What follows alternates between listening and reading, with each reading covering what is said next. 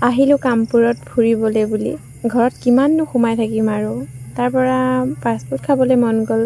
ভণ্টিও আহিছিলে গুৱাহাটীৰ পৰা। আজি বহুদিনৰ মূৰত লগ পালোঁ। ভাবিলোঁ বৌ দুইজনী ওলাই যাওঁ। তাৰ পৰা আহিলোঁ। আহি কেনে ফুচকা বিচাৰোঁ। ফুচকাটো ছোৱালী মানুহৰ বহুত ভাল লগা বস্তু ন। কাৰ কাৰ ভাল লাগে কমেণ্ট কৰি জনাবচোন।